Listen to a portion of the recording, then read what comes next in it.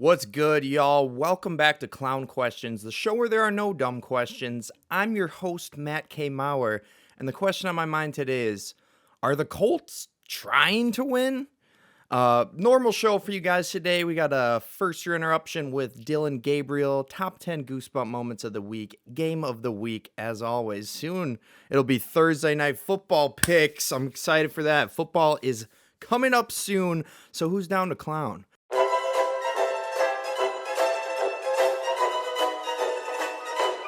That's a clown question, bro.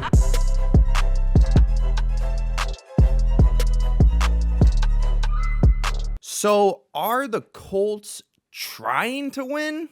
I guess. If you didn't hear the news, Daniel Jones was named the starter for the Indianapolis Colts, the Week 1 starter. Indiana Jones is what they're calling him now, I guess. But to me, this is a horrible, dumb, not well thought out move here from the Indianapolis Colts. Now, I understand their reasoning. Is Daniel Jones probably a better NFL quarterback than Anthony Richardson? Based on what we've seen so far, yes. He's a better thrower of the football. He was carried by Saquon and the rest of his team, but he did get to the playoffs. Decent quarterback until, recently. But he's on a horrible Giants team, so it's not all on him. But yes, is Daniel Jones better than Anthony Richardson as a quarterback in the NFL? Probably. He's a better thrower of the football. Obviously, Anthony Richardson, outside of his rushing ability and his deep throws, hasn't had a lot of, accuracy in the league. Hasn't looked like an elite quarterback or a franchise guy, really. But to me, they're giving up too early, and they're trying to win some ball games here with Daniel Jones. I think Daniel Jones, if he plays all 16 games, the Colts are good for like 6 or 7 wins. If you put Anthony Richardson in, I don't know. But yeah, this decision really screams, Shane Steichen is trying to save his job. We got to win as many games as we can here. And, I guess it gives you the opportunity to bench Daniel Jones for Richardson at some point in the year. But to me, it just doesn't make sense. We know what Daniel Jones is. We have enough of body of a work to know what his floor is, to know what his ceiling is. His ceiling is not Super Bowl. His ceiling is maybe a wild card spot. The best case scenario for a Daniel Jones-led Colts team is the 7 seed and a wild card game playoff loss. In my opinion, you got to put in Anthony Richardson, because you don't have a winning formula long term, and you're not going to have that with Daniel Jones. You think Daniel Jones is going to turn into Sam Darnold, and then you sign him to a big contract? Very unlikely. So to me, you play Anthony Richardson as many games as you can, and you see if you can develop him. You see if he can be an NFL quarterback, and if he can't, low key, that helps you because you probably lose a lot of games. I think unless he finally breaks through, they probably lose more games with Richardson than Daniel Jones because, like I said, Daniel Jones is a better thrower of the football. But to me, they should just play the season out with Anthony Richardson because worst case scenario is they lose every game, they get the number 1 pick, and then they get Arch Manning. I know Arch Manning did say, or one of the Manning elders, I believe, said, "Oh, Arch isn't going to enter the draft after this year." But if the Colts are sitting there at pick 1, you bet your ass that Arch Manning will enter the draft, so he can follow in Peyton's footsteps, become another Manning on that Colts team. But yeah, it just doesn't make sense to me. Like I said, I guess it makes sense from the standpoint of they're trying to save their job, but from an overall franchise outlook, it doesn't make sense for me to start Daniel Jones. I hope they hit the Anthony Richardson button after week 2, but we probably won't see it until at least week 6 now. So yeah, Indiana Jones is what we will be forced to watch anytime a Colts game comes on the television early in the season here, at least week 1. Hopefully, maybe they hit it week 2. That would be great. Yeah, I don't know. Best case scenario for the Colts here is Daniel Jones goes full Nathan Peterman, throws 4 picks in a quarter, and then in that week 1 game, they put in Richardson, and Richardson plays out the season. You got to see if you have something in Richardson. You know what Daniel Jones is, and they keep doing this. Why do the Colts keep doing this? I feel like, I don't know, the front office just stopped. I don't know. What has the front office for the Colts been doing since Andrew Luck? They keep trying to get a veteran quarterback. Like, are you trying to win the Super Bowl every year? You're trying to make the playoffs every year? Sometimes you got to go back to zero. Obviously, when they went back to zero after Peyton Manning, they got Andrew Luck. That worked out pretty well. But then they had what? Jacoby Brissett, Carson Wentz, Phillip Rivers, Matt Ryan, and now Daniel Jones. Just a bunch of washed veterans that cap your ceiling and give you a floor, so you're perpetually in the 5 to 9 win range. It just doesn't make sense to me. So give Anthony Richardson a fair shake here. He still, I don't think he's played 16 total games in college and NFL. I think he played like 13 games in college, but he definitely hasn't played 16 games in the NFL yet. Let him get into a rhythm. I am, of course, an Anthony Richardson truther. I way overdrafted him in fantasy football last year. He will be undrafted this year, but I don't know. I still believe in the talent. Just maybe, I don't know. We don't know how the execution will go. But again, to me, that helps the Colts because you can tank and you can finally find a franchise quarterback for the first time since Andrew Luck. That's all I got on the Colts. I'll get into my next NFL question. Do any of these trades matter? I think some of them do. Most of them are kind of nothing burgers to me. No offense to all the people I just kind of referred to as nothing burgers. The biggest trade to me was Vikings trading defensive tackle Harrison Phillips and a 7th round pick to the Jets for 2 6th round picks. That D-line for the Jets is pretty scary with that, what was that one Georgia boy's name? I forget. There's so many Georgia boys in the league. It's hard to keep them all straight, but they get a good D tackle there. The Jets also traded for a Browns D tackle, Jawan Briggs, and a 7th for a 6th. How many 6th round picks do the Jets have? But yeah, most of these, that's why I asked, do any of these trades matter? None of them are huge. None of them are landscape shaking trades. That would, of course, be a Trey Hendrickson or a Micah Parsons or a Terry McLaurin. I don't know. Maybe I don't know ball just because those are the star players. Those are the trades I think matter. But we do have a couple more to get into. The Chiefs traded Sky Moore and a 7th round pick to the 49ers for a 6th. 49ers wide receiver room is pretty banged up. So Sky Moore he'll see some playing time, at least until Brandon Ayuk can get on the field. The Broncos, they traded wide receiver Devon Bailey and a 7th to the Saints for a 4th. Absolutely fleeced. I'll be honest, haven't seen a lot of Devon Bailey, but I don't know. Getting a 4th round pick out of him seems like pretty good value for the Broncos there. What other trades did we have? We had the Jaguars sending center Luke Fortner to the Saints in the Kalen Saunders deal. Kalen Saunders, I remember from one memorable play he had last year. He picked off the ball in the end zone, big D lineman, and he decided to take it out of the end zone. Most big guys would take a knee there. He said, no, I'm getting some extra yardage here. I think he got 10, 15, maybe 20 extra yards. He made it past the 20, and boy, was he rumbling. But yeah, that's probably the funniest trade we've had in this past week because apparently Kalen Saunders found out he was being traded in the middle of a Fortnite match. Imagine how pissed you would be. You're like mid-Fortnite match. You get a call from your agent. You're like, well, I should probably pick this up. This could be important. And then you get shot. You get gritted on in the game. And your agent's like, yeah, you're getting traded to Jacksonville. Although, hey, maybe he doesn't hate Jacksonville. I would say New Orleans, living-wise, seems like a lot more fun to live than Jacksonville. Jacksonville seems to have a lot of meth users, but not to slam meth users here. Meth users are people too, but what where was I? I'm getting on my Breaking Bad tangent here. But yeah, imagine finding out right in the middle of a Fortnite match that you're getting traded to Jacksonville. But yeah, Kalen, maybe he's happier. He's on a more competitive team. I think everyone and their mother is ranking Saints as the number 32 team, the worst team in the NFL. And I don't know, unless Tyler Shuck or Spencer Rattler light the world on fire this year, I think they'll be in the mix for that Arch Manning pick. Tyler Shuck, yeah, he'll have to play his ass off to avoid being beseated by Arch. Didn't Archie Manning play for the Saints? Yeah, that is total BS.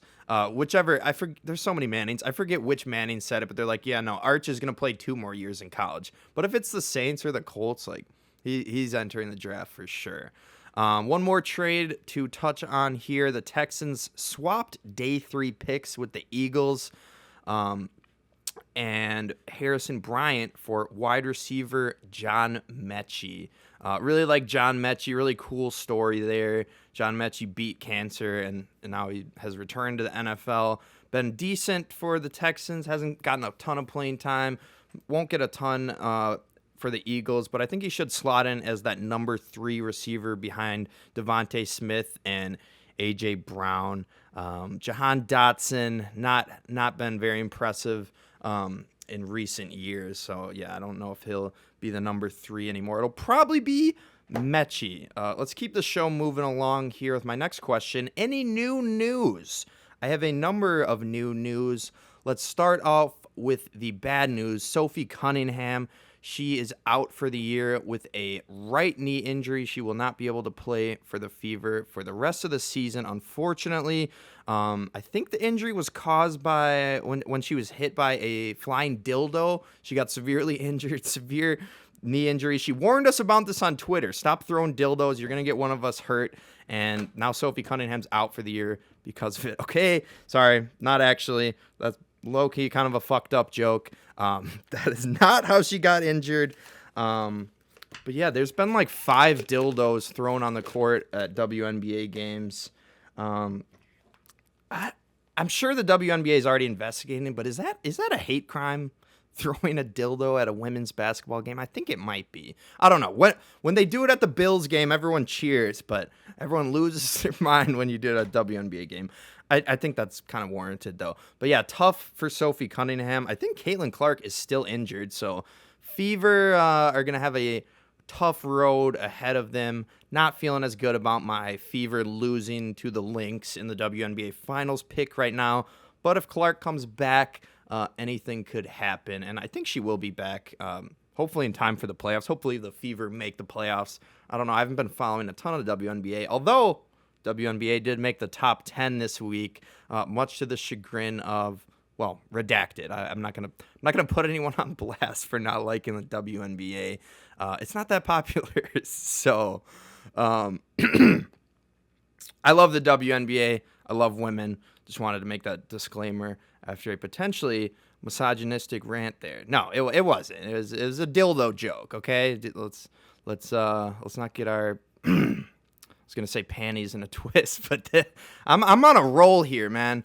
So let's get into the next new news. The Dolphins are expected to sign veteran edge Matthew Judon to a 1-year deal worth up to $6 million with incentives. Great signing for the Dolphins here.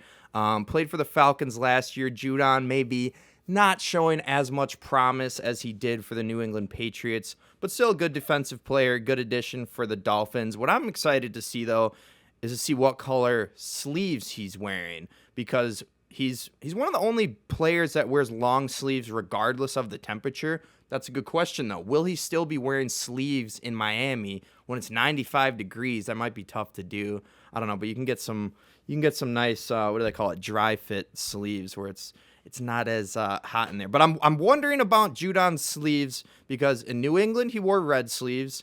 In Atlanta he wore red sleeves. Both of those red sleeves matched the colors. I don't think he can wear red sleeves in Miami, though, with a color scheme of orange and aqua.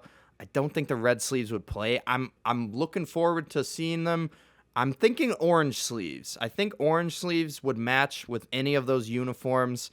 Don't do the aqua blue sleeves, Matthew Judon. I don't think it'll look very good. So go orange. Go orange sleeves here. I think that'd be a nice change up from the red there. Excited to see his sleeves this season, and he'll be good. He'll be good for the Dolphins there. In other new news, this kind of feels like old news, but the Bengals are fielding trade offers for Trey Hendrickson. Okay, I don't know. This is the Bengals front office has just disrespected players forever. And yeah, I feel like the trade offers thing is a ploy to get Hendrickson to come down to a lower number. But Hendrickson's standing pat. I think I believe he's a hold in, so he is at practice, just not practicing. But he led the league in sacks, so undoubtedly he's asking for money in the range of a TJ Watt or a Myles Garrett. Bengals are like, our defense isn't very good. We don't want to shell out that much money. That's why your defense is bad, y'all, because you don't pay the money. So yeah, pay Hendrickson, and yeah, we don't know what will happen there. But yeah, the Terry McLaurin, Micah, and Trey Hendrickson all are kind of on the trading block, but it's very likely that none of them get traded. I think it's more likely that all of them get paid a contract than any of them get traded. But we'll see. We'll see if we actually get a trade that matters. No offense to the other trades I referred to today. Next question is, who retired? I've probably asked the question, who retired, maybe 10 times on this show. But I'm going to ask it again because I don't want to miss a retirement. I don't know why I always act like this is a news show or a comedy show. I don't know. I don't know what it is. The show is TBD. It's under construction still. But who retired? John Wall. Mr. John Wall. John Wall. I don't know who needs the... If you're not on the YouTube, I'm doing the John Wall. It's a dance move. Most of you should know. And yeah, John Wall, absolute legend, borderline Hall of Famer. I think 5-time All-Star, but really fun player to watch, and really cool that he had a dance named after him. Wizards legend forever. Definitely a Wizards Hall of Famer. It'd be interesting to see if I think the Wizards would definitely give consideration to retiring John Wall's jersey, and I think that'd be the right thing to do. So give it a look, Wizards. Happy trails. Congratulations on retirement, John Wall. Speaking of another retirement, the Bulls announced that they will be retiring Derrick Rose's #1 jersey on January 24th. Really cool moment for Rose here. I just saw a video. I was kind of holding back tears watching this video of them telling, "Hey, Derrick, your jersey's gonna be hanging up in the rafters here." And he got real emotional, probably some tears out of his eyes. But absolute legend. Love Derrick Rose. One of the biggest what ifs in sports history. If he stays healthy his whole career, we don't know what happens. I can guarantee you this: if he stayed healthy his whole career, he's an NBA champion. He gets at least one of those. Maybe another MVP. We don't know. He was just such a force, such a freak of nature. I remember it was kind of when I started getting into basketball. Like I was 10 years old, I think, when Rose won the MVP.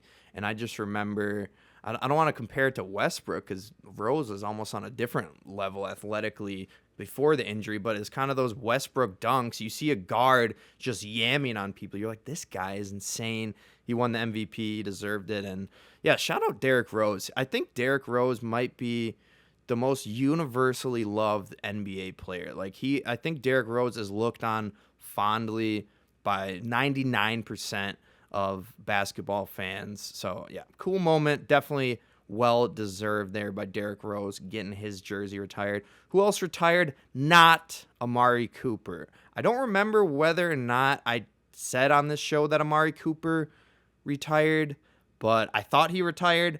Turns out I probably got sentled. I got fake news, whatever you call it. So Amari Cooper not retired. He is a free agent. I think considering the Bills or the Browns here, but not retired. Okay. Let's move on here to my last question, which is regarding the team I'm repping right now. the Milwaukee Brewers. And this isn't a jinx. I wouldn't jinx the Brewers. I wouldn't jinx my team. Let me just make that clear. But I have to ask the question, are the Brewers contenders? Do I need to knock on wood for that? It's just a question. I didn't say they are, but now I will. Are the Brewers contenders? Duh. No doy. We are contenders. And maybe I'm jinxing it, but I can't not say we're contenders. We have the best record in Major League Baseball. Today we became the first team to 80 wins. A little mad we lost the series to the Cubs, but 3-2. They only gained one game on us, so I believe we're up, 7 games in the NL Central right now. Still best record in the league. Got the 1 seed. If you keep it up, get that 1 seed. We'll probably see the Cubs in the playoffs, which I don't love that matchup, but I would love some revenge against them.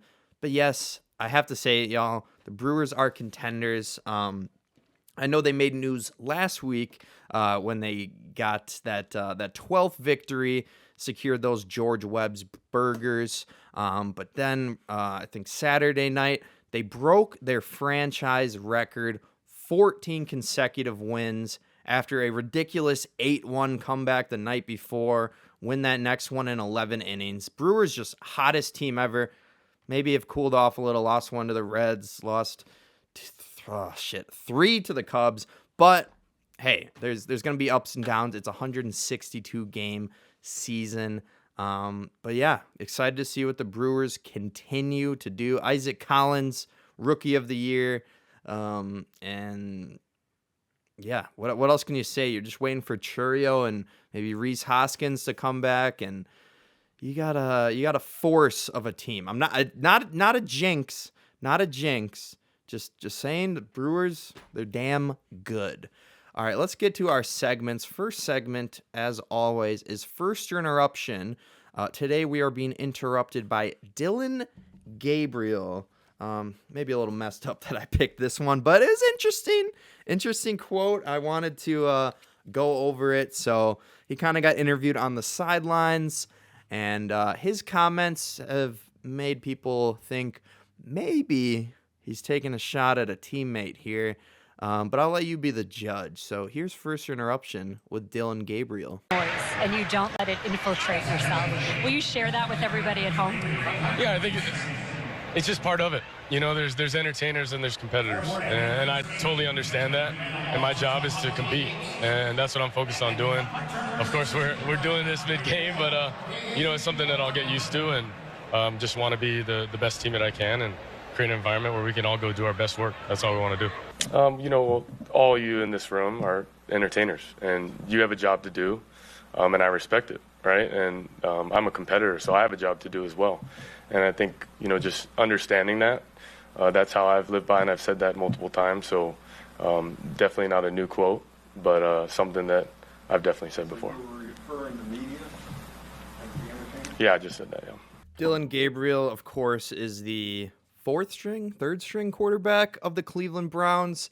And when I first heard the quote, I was like, okay, that definitely feels like a shot at Shedeur Sanders. Upon rewatching the clip, the interviewer on the sideline kind of asked him, he's like, how do you block out that noise? He said, there's entertainers and competitors. I'm a competitor. Kind of seems like he's calling Shedeur Sanders an entertainer, but I do think he was referring to the media, the noise. That's the entertainment. I'm the competition. But the competitors, they kind of are the entertainers as well. But I think I don't know. I don't think it was a shot at Shedeur Sanders, but it definitely sounds like one. Shedeur, of course, made headlines for getting drafted, 5th round, and everyone speculating that he fell because he's an entertainer, because he's too flashy, he's on YouTube too much, he's a rapper, whatever explanation no one had a coherent explanation for why Shedeur Sanders fell in the draft. But he is entertaining. He might be an entertainer, according to Dillon Gabriel. That's a subtext there. It's a subtext, guys.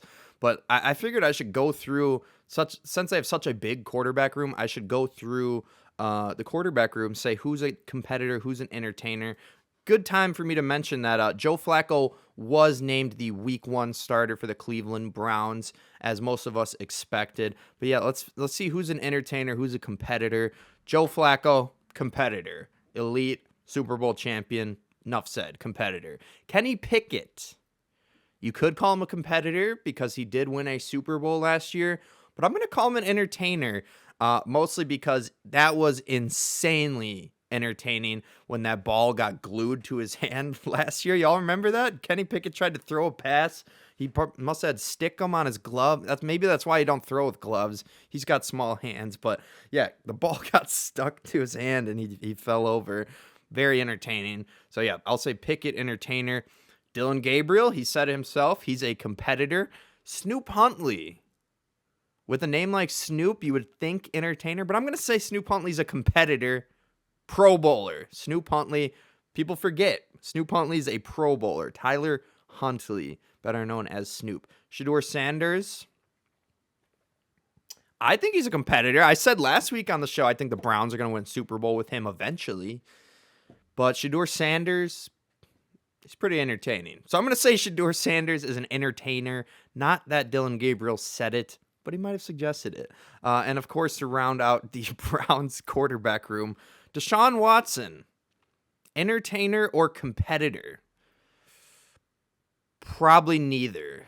Not an entertainer, not a competitor, but a predator. Yes, there it is. Yeah, Deshaun Watson is a predator. How many times do I have to say it? How many damn times? But let's get into it. Let's do our top 10 Goosebump moments of the week. Starting off at number 10, we have the Detroit Tigers winning it on a walk-off walk. From 60 feet 6 inches to decide this game. He missed, the Tigers win! Patience is a virtue!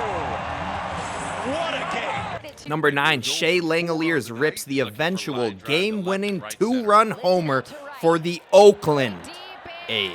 Langoliers has the lead for the A's. Speaking of homers, right on cue, a 2-run. Number 8, Giancarlo Stanton with the go-ahead pinch hit dinger in the 10th for the Yanks. Drilled deep to left field. Simpson turning, looking. See ya! A pinch hit. 2-run home run for Stanton. Amazing! And the Yankees lead by 2. Number 7, Adrian Del Castillo with a bloop single walk-off in 10 for Arizona. A little flare. It looks like 0-1. It's down. It's down. Pavin scores, and the Diamondbacks walk it off. Number 6, Warming Bernabel rips one up the middle for a Rockies walk-off. This should do it. Around third, here comes Tovar. Ball game over. The Rockies 4, the Dodgers 3. The 10-game losing streak is history. Number 5, Ramon Urias walks it off in the 12th against his former team. Ramon Urias, bouncer to third. Second for 1 to first base, and the Astros win it. Ramon Urias, the game winner against his former team. Number 4, Andrew Monasterio rips a 3-run bomb as the Brewers win 14 straight. Three-run shot for Monasterio. Number 3, Austin Hayes walks it off to snap the Brewers' 14-game win streak. First pitch is by third. Reds win. The Brewers' 14-game winning streak comes to a close. Number 2, Kelsey Plum banks in the floater at the buzzer for the win for the Sparks. 2 seconds, Plum, the runner, bank shot, she got it! Kelsey Plum with the bank to win it! Number 1 moment of the week, Trevor Story rips yet another walk-off in the green unis for the Red Sox. Feet away. He is grounded on the right side throw. Red Sox win it again. Walk-off hit for Trevor Story. There's magic in those green unis. They steal one tonight, 2-1, as Story is mobbed in right field.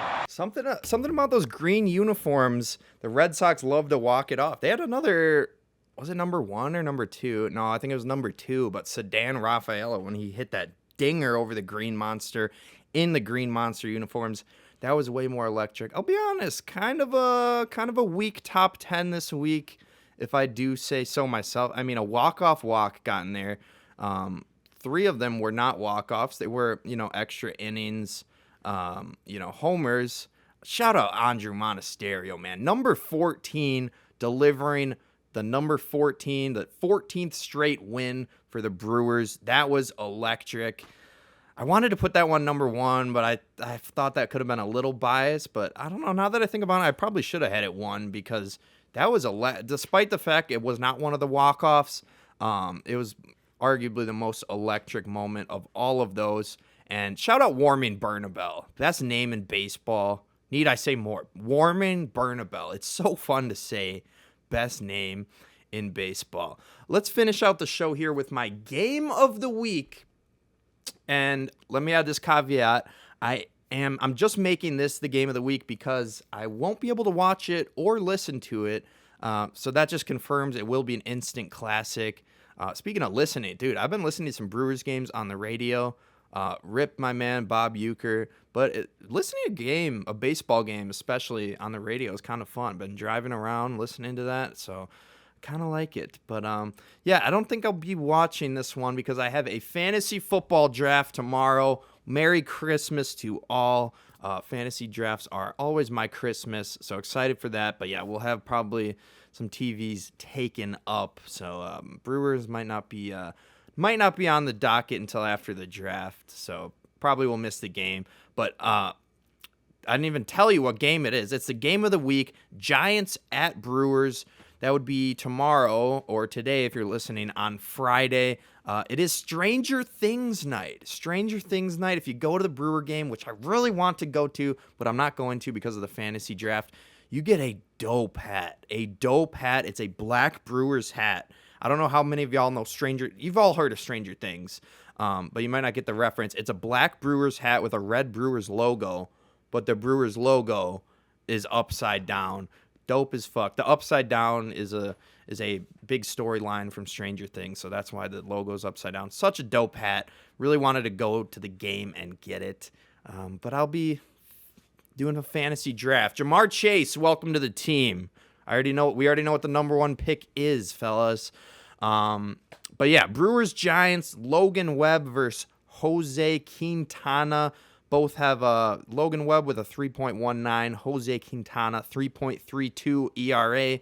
Who am I taking this game? You guys already know. I'm wearing the t-shirt. I'm taking Brewers money line. I know we have cooled off a bit recently, especially against the Cubs here, but I think we get started on another heater here. But please, I am sincerely asking if you are going to this game, if anyone I know, anyone watching, if you're going to this Stranger Things Brewers game on Friday, please, if you don't want the hat, if you're not interested in the hat, please let me buy it from you. I will pay you handsomely for that dope-ass hat. As I have said, I am a huge Stranger Things fan, and nothing would make me happier than obtaining that hat. But with that being said, is it feasible to think that the Brewers will go on another long win streak here in the dog days of August? We've seen stranger things.